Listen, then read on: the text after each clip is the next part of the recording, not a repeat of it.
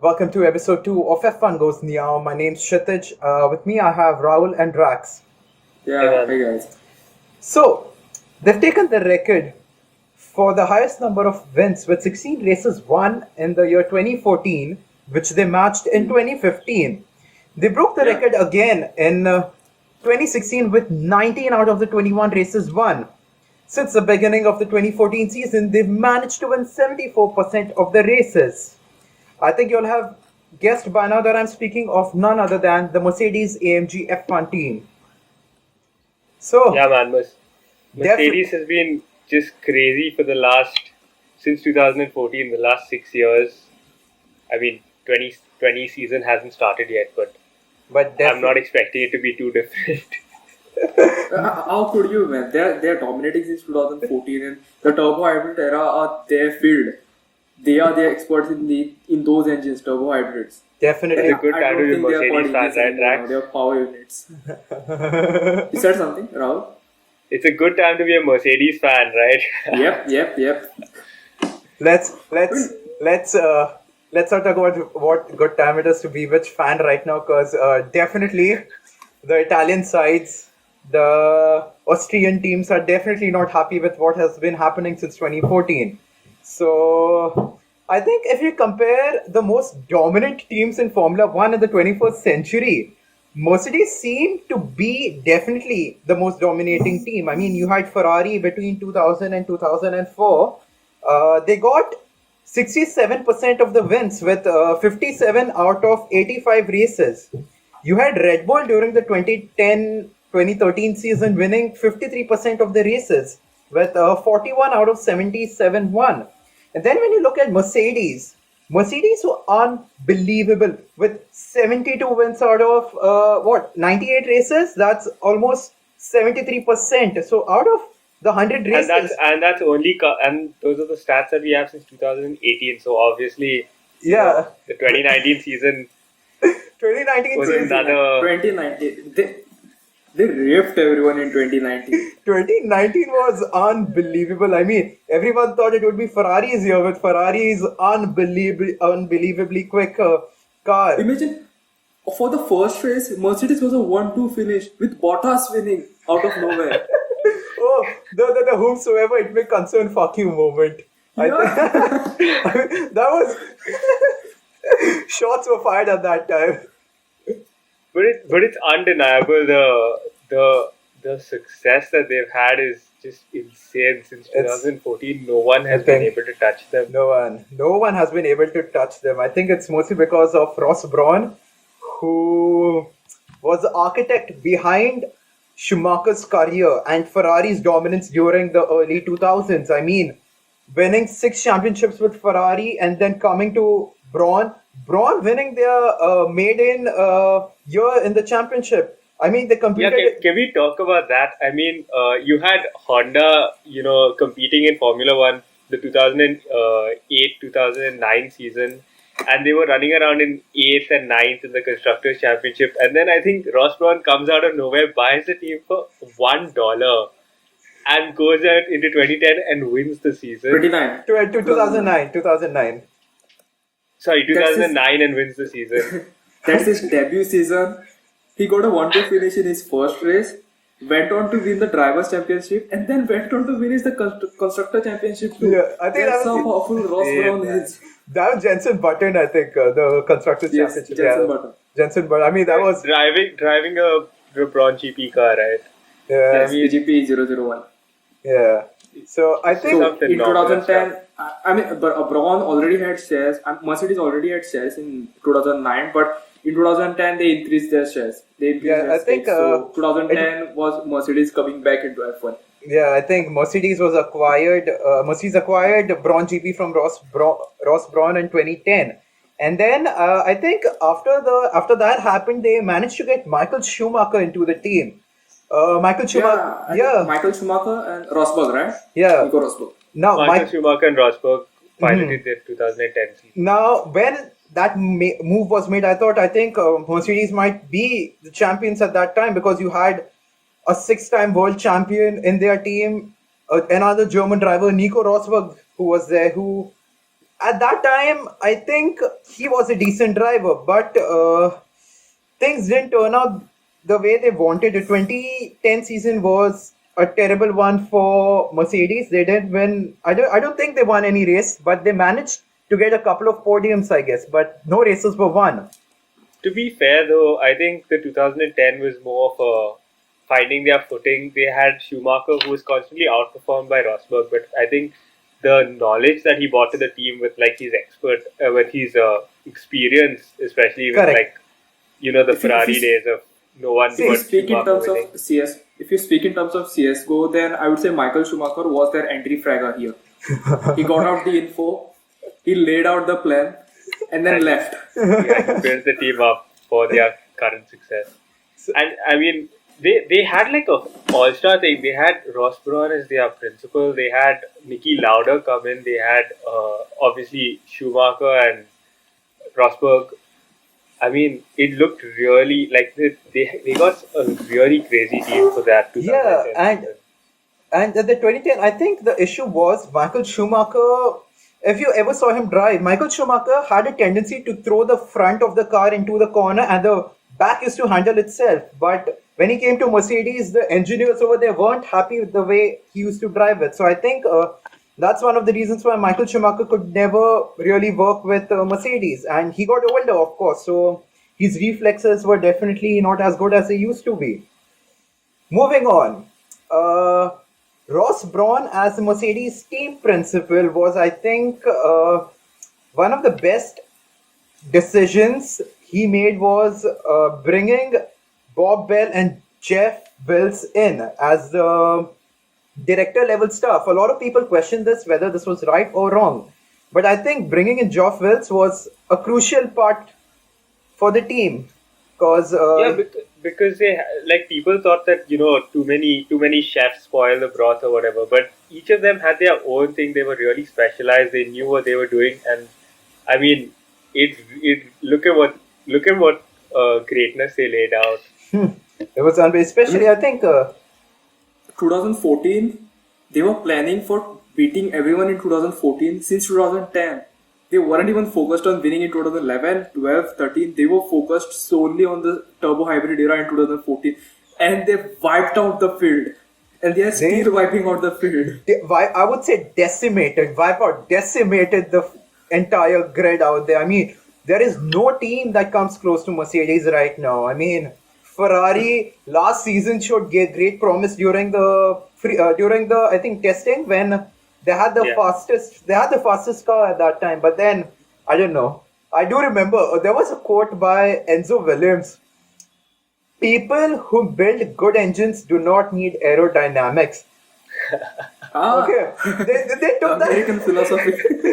I think Ferrari listened too hard to that. too hard. They listened too hard to that. I mean, and look where they ended up in 2019 with absolutely no downforce. Absolutely no downforce. I think the problem with Ferrari is they build their car in such a way so that they win the Italian GP. They tried to build their car The around Monza, yes. the Monza track. So Right. I think that's where Ferrari lose out. And then you had Red Bull again with their engine issues after the 2013 season, which was, I think, not really good for them. But Renault, if you look at Mercedes, they plan out they design the car for the engine and not the other way around. not the other way around. I mean, So if you look at their design, they're designed to slice the air but have enough downforce to stick the curve at 160 kmph. correct. Now you had So I think if you look at it, right, the 2009, the 2010 to 2013 season was just Red Bull all the way, correct. and you had Ferrari and Mercedes desperate to get in on that and get to try and take them out. Whereas Mercedes took a really interesting approach and they just said, write it off. We have 2014. We know the rules for 2014. We're just going to start We are work charging now up. We are charging up. and just come in flying. I And think that's exactly what they did. so. I think after 2013, we had Michael Schumacher leave Mercedes, and we had Hamilton come in. So I think that move was very crucial, seeing where McLaren have ended up, and I think it's because of that move in 2013 that Hamilton has won those 6 championships. Things would have Definitely, been and I mean, it's a really ballsy move to say, I'm going from McLaren, who is arguably like they were right at the top, right in the fight, definitely. to go to Mercedes, who nobody knew who they were. Think, Like, obviously, you know who they are, but like no Like if history. you told me in 2013 that Mercedes were going to dominate everyone in post 2014, I wouldn't have believed it. no one. Even I though think I'm a Mercedes fan, I wouldn't have believed it. See, I think the move of Hamilton from McLaren to Mercedes was only made possible because of Niki Lauda. I mean, Niki Lauda played a major role in convincing Hamilton to join Mercedes. And I think with Ross Brawn's personality and, of course, all the accolades that he's got earned for himself, that's what made Hamilton join Mercedes. So I think, yeah, so that was how Hamilton went to Mercedes. And there's a So quote by Paul Weaver from Guardian, which I think suits this moment. I have the quote with me right here. It says, "There is something essentially dramatic about Lewis Hamilton, a diva-like quality that embraces triumph and disaster, but has little room for the mundane. The 19th and final race of the season will be compelling and mostly because of Lewis. If he wins the title, it is likely to be in heroic circumstances. If he does not, it will be because he has had a brush with catastrophe. He does not do mere failure." And I think nothing better than this describes the situation right now. exactly, I think exactly, I all agree with that you. technical, all those technical words are all just going to say that with Lewis, it's 100. It may be 100 on the positive side or the negative side, but Always. it's always something. It's It's always You it's know, the maximum best effort. part, the best part about Lewis is he's very consistent in his races, and that's what Mercedes needed. That's what Mercedes needed. The consistency in driving performance. They could give you machines. You need better drivers. I mean, it's the 1,300 men at the factory, and the two drivers on race day that actually helped Mercedes reach here. Now, talking about 2014, So arguably 2014 had, although Mercedes won, I would say the cars were absolute BS. so talking about 2014, the year when arguably the biggest change in F1 came into the picture. We switched from the 2.4 liter V8 engines to the 1.6 liter V6 power units. So I think, and the power units came with the ERS, which meant energy recovery system. I That mean, we, the biggest thing over there is obviously that they weren't even called engines anymore. Like, what the hell, man? yeah, they've got power units. It's like something straight out of Star Trek or Star Wars. You don't call it an engine, you call it a power unit now. I mean, yeah.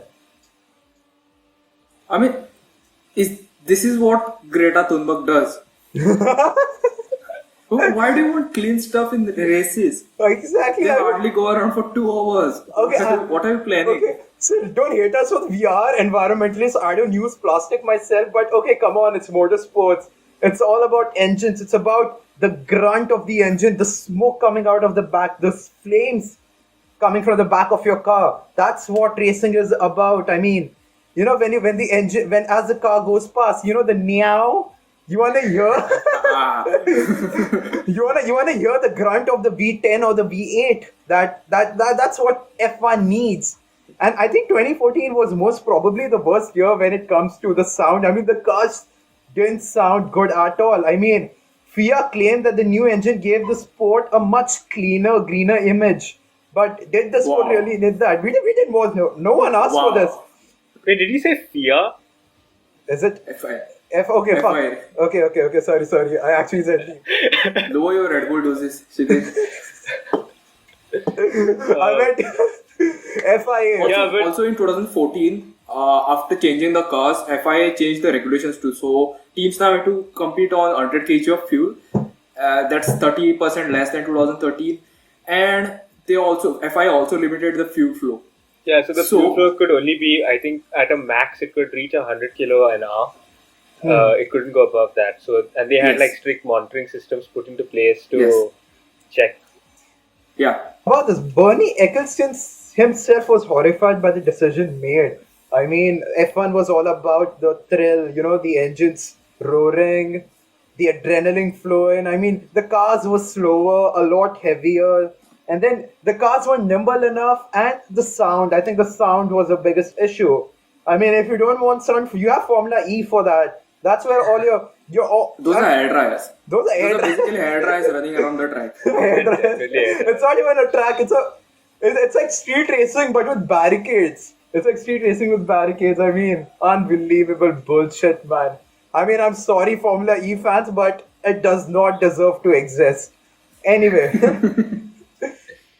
anyway, So the So- 2014 season opener actually was, I don't know what you want to call it. I mean, you had Mercedes completely come in and destroy everyone.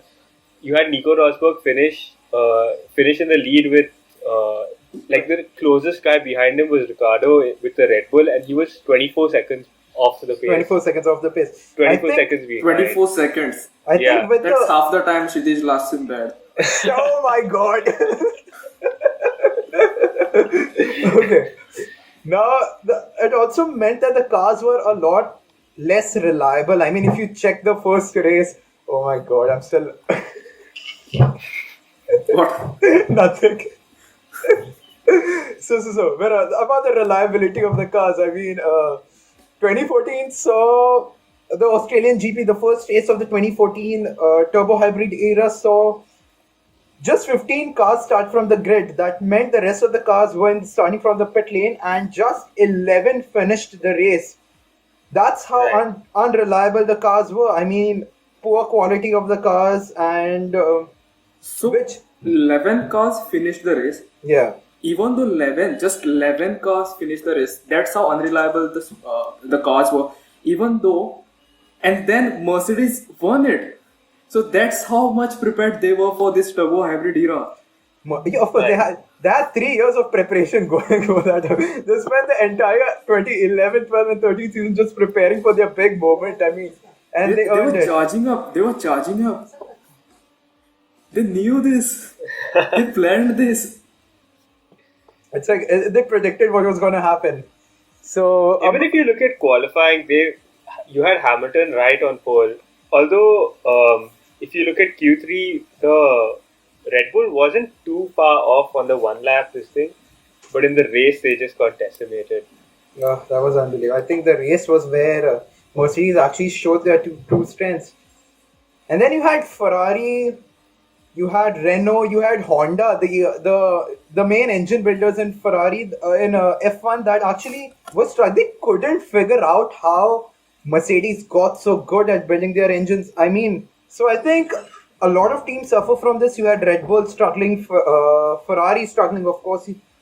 The main engine builders, Renault, Honda, and Ferrari, had absolutely no clue how to match Mercedes' power unit. I mean, I think there was a report by Sky Sports that suggested that the compressor and the turbo package had opposite ends of the internal combustion engine. That meant they had better packaging, aerodynamics, and battery usage. That's what. I remember this. You know how turbos work? They have exhaust gases cooling up on one side and intake gases coming in the other side. Correct. What Mercedes did was they split this. They had a longer shaft connecting the exhaust end and the intake end, and they split it. So the intake air was cooler, way cooler. So that's why they had way more efficiency than everyone in the field. Basically, what that means is out of the 19 races in the 2014 season, Mercedes went on to win 16 of them and took 18 poles. I mean, I think that just summarizes their engine for Yeah, you. I mean, Red Bull won 3 races. Now, if you're a Ferrari fan, this is where you stop listening. Believe me. Now, I'll give you the stat. because- Okay, now just listen to this. Ferrari had 0 wins. 0. Okay. That's what they deserve. I mean, and they had 2 podium finishes and 0 pole positions. They scored just 216 points, where you had Mercedes with 701 and Red Bull 300 points less than them, less than Mercedes, of course. Ferrari. Mercedes won that season with like a 300 with more than 300 points. Yeah, Just about 300 points as their gap to yeah. their next closest rival, which is just Red a Bull. diff. No. Yeah, to Something. Red Bull. This might interest you. Ferrari finished behind the Williams in the championships. You had Williams above Ferrari at that, but Williams had a Mercedes engine, so I think that was the reason. Not because Claire Williams did something. Was Claire Williams the director in 2014, or was it Frank Williams? I don't know. I'm not sure about that. Anyway, Check. yeah. Anyway, so we now know that Ferrari, Red Bull, or any other team couldn't compete with Mercedes. So who was competing with Hamilton? Yeah, who was Biggest rival Mercedes was Mercedes. I mean, you had Mercedes demonstrating social distancing in 2014. I mean, they were everywhere. They were way ahead of their time. They were way ahead of. I mean, you can't see my hand in the frame, but just imagine how far they were. And my hands on the ground, the other hand's right down at the bottom. That's how far off everyone was. Oh, what is it doing right down at the bottom? Trying to improve Kshitij's time. Right. Anyway, so yeah, the point where who was competing against Hamilton then? I mean, against Mercedes, it was definitely Nico Rosberg. It was the two teammates going head to head. I mean, we could see that with I think in the 2014 season itself, with the duo capturing 16 GPs and they had 12 front row lockouts. But during that season, I think Hamilton was way faster than Rosberg. It all intensified in, I think, 2016. Yeah, in 2016, after Sebastian Vettel made his move to Ferrari. That was in 2015, yeah. So Sebastian Vettel came to Ferrari and the rivalry... Still, yeah. Ferrari were like their pasta in 2016. Yeah, they were still, I mean, Pasta gang couldn't do much at that time, even though Sebastian Vettel came to Ferrari. Now, If you look at 2016 stats, there were 21 races. Ferrari won 0. Ferrari were Red Bull again won 2. And Mercedes won all of the remaining 19. 19 races. That's how. I mean, dominant. out of the 21 races, you had Ferrari with Ferrari 1-0 obviously, but I mean, even if you look at the poles in qualifying, you had Mercedes with 20 poles, 20 and poles. then one remaining pole went to Red Bull. But I mean, again, the points gap just is everything. It's just unbelievable. I mean, the reason of the dominance, the Mercedes dominance in 2016 was definitely because of the Hamilton-Rosberg rivalry. The rivalry peaked at that time. Rosberg was hell bent on beating Hamilton. I think he spent a lot. He spent a lot of time in the gym. He lost weight. I mean, losing a kg is as good as losing a tenth in lap time, I guess. Every kg lost is every 10 second lost in your lap time. Every 10 seconds. So there's a report that apparently Rosberg in the 2016 season went to the extent of designing special gloves that allowed him to release the clutch like just a little bit better to get that edge on Hamilton, which their rivalry peaked in 2016. And I mean, if you watch that season back, it's just. I mean, I think that was one season where Toto Wolff was actually stressed because even though Mercedes were dominating, I mean, if you remember Barcelona, the Catalonian GP, you had that was just a nightmare. That was a nightmare for the German team. I mean, you had Hamilton crash into Rosberg, or was it the other way around? I think Hamilton crashed into Rosberg, right? Yeah, Hamilton got into the grass, lost control, and went straight That's into very the controversial. That's very controversial. very Let's controversial. not speak about it. So who's wrong, who's right. But the matter of the fact is the only reason someone has won that race was because they went into each other. I think Daniel Ricciardo was the winner in that race. I'm not sure, but the 2016 season was definitely the peak of the Hamilton-Rosberg rivalry. We need to speak about that. We need to speak about driver rivalries, about the teammate rivalries one time. I mean, definitely. No, Verstappen won the race. Oh, yeah. Sorry. Verstappen was the winner. Now, Yes. Then I think after that season, Nico Rosberg retired to spend more time with his family. I mean, you win That was one. a complete surprise. I don't think anyone saw that coming. No one saw that coming. I mean, I thought Nico Rosberg might go ahead and compete again against Hamilton, but he opted to choose a different life path. That guy opened a YouTube channel also. What was the name of the channel? The Nico Rosberg channel. I forgot. That was Yeah, told. his career, he ended his career. Oh, He ended his career. he ended his career. So I think after the 2016 season, we had Valtteri Bottas come in, and in 2017, the year 2017 was the time when I think Ferrari managed to get the closest to Mercedes. I think that was the only time when Sebastian Vettel finished P2 in the championship, right behind Lewis Hamilton. But Yeah. yeah, 2017, the Sebastian and Hamilton had a good fight. 2018 was a different story. The 2018 Bottas was a wingman to Hamilton basically. But yeah. Bottas is a bad wingman because if you look at the gap, the Ferrari to Mercedes gap was like 80 points, and I think you had Bottas finish the championship P5, P4, P5, P5, okay. Before. P5, Okay. even behind Verstappen actually. Yeah, it was Hamilton who won the championship. Sebastian Vettel came into P2. Kimi Raikkonen was P3. Oh, you remember Kimi Raikkonen at the drunk? He was drunk at the party. The Yeah, fun. dude. Kimi Raikkonen drunk at that award ceremony is a whole. Kimi Raikkonen, I mean, the guy is ice cold, and I imagine that guy being drunk at a party. Oh my god, that was a scene. And then, okay, so you had Valtteri Bottas come in, but Valtteri Bottas didn't really do much at Mercedes rather than listen to what He was there. He was there to just get them the constructors because get they them. needed a second Yeah, car. They needed, you know. I don't yeah, even think they needed it as much though. yeah. There are times in the season where Hamilton's points have been greater than the whole Ferrari team together. Valtteri, it's James. It still haunts him, I think. Anyway,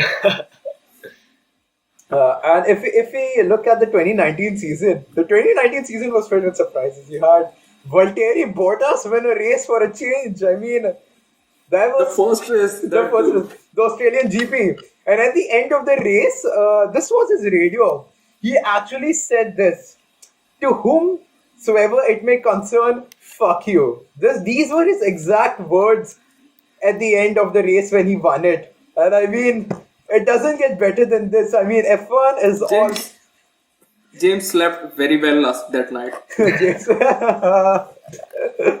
I think the 2019 season was again dominated by the German team, the Silver Arrows. I think that was another season where Ferrari could have capitalized, but they didn't.